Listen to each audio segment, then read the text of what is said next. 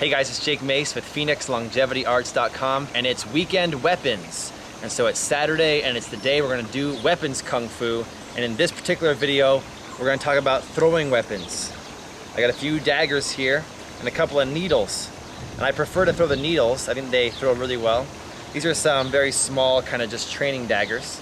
And what we got here is we got a couple of palm tree stumps that somebody cut down. And then if you wanna see over here, they cut down and they left in my trash way. So I took them and we used them as throwing weapons targets. Put it up on blocks. So it's kind of a crude, cheap, free way to get a couple targets. If you had some money to spend, you can go to a hunting type store and get a couple of archery targets, and those will work well too. But these stumps work pretty well for us. And then when this side gets worn out, we just flip it around, use the other side. So when we're gonna throw the daggers, I like the method of no spin. So it's basically a half spin, but I call it no spin. I put one finger out and I'm gonna throw the dagger so that it just goes from a vertical position to a horizontal position, and that's it. Now, if you're a beginner, I like you to stand just about 2 arms lengths away. So like 1 arm's length here, 1 arm's length there. And I want you guys to build your confidence. Same thing when I teach people how to play golf for the first time. I just show them how to do some chip shots first, some little like 30-yard pitches, and get their confidence of ball striking up. But once they get it down pretty well, then we start pulling out irons and woods and driver and so on. So the throwing weapons is a projectile type of training just like golf, and we want to have the same kind of beginnings. So check it out. I'm gonna have the finger out with my daggers first. I'm gonna stand this far away, and then from that position, we just let it kind of slide out and other hand hit the target. And so I have left foot forward, right hand throwing, let it slide and hit the target. Again, let it slide, hit the target. After that, I'm gonna start to get more athletic. So yeah, my lovely assistant here, would you hold those needles? Thank you. So now I get into my ready position, like I'm gonna actually throw a baseball from shortstop to first base. I get in a nice position, I'm gonna let it fly out and just be very relaxed.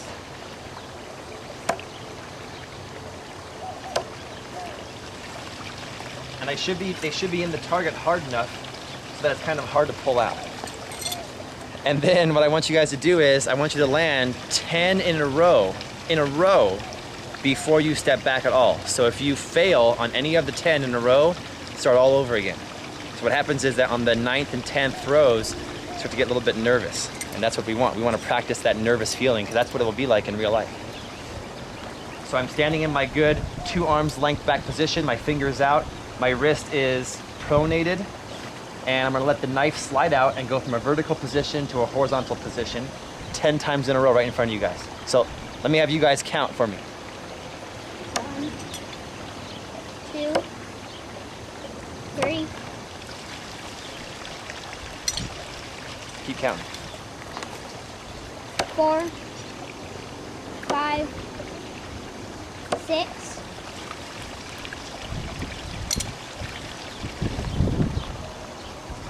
7, 8, 9,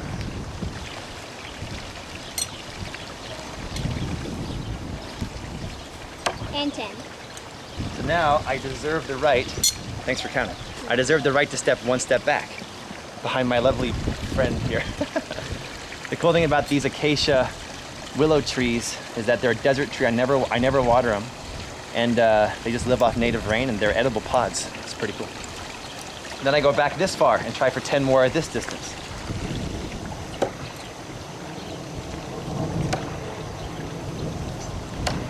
So then I grab the needles. Thank you. And the needles are cool because they're in the same category as chopsticks. And the way that I like to throw needles is I take my hand and I got my 2 fingers together like sword fingers we do in the straight sword training. And I put the needle in between the index and middle finger. And I just, again, the same principle, I kind of trap it with my thumb, the edge of my thumb, let it rest in the crease of the fingers, and I throw it straight downward so that it slides from a vertical position to a horizontal position, no spin. I just feel like it's more trustworthy, and if I was ever gonna throw from different ranges, I can control that no spin technique better than 2, 3, 4, 5 spins, which could have a high probability of missing. So let's try to throw 10 needles in a row. Again, I'm going back to my 2 arms length or so position. So let's count 10 in a row. 1, 2, 3, 4, 5, 6, 7, 8, 9, 10. There we go. I love this drill of 10 in a row. I use the same drill when I play other kinds of athletic sports, and it really helps to bring in a little bit of nervousness come that 8th one. I didn't want to disappoint Caleb over here. So we got 8, 9, 10. The blood is a little bit of that nervous feeling, and it will help you become a better thrower under pressure. Get yourself a target. It could be something free just like this. I bought these for $2 or $3 off Amazon or eBay. And you guys can have some good practice in your own backyard with the throwing daggers and throwing needles.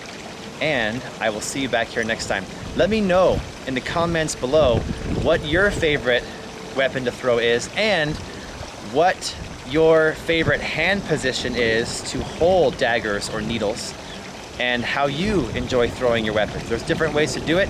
I'm showing you guys my way in this video, and I'll see you guys on the next weekend weapons for our next traditional weapon of Chinese Kung Fu.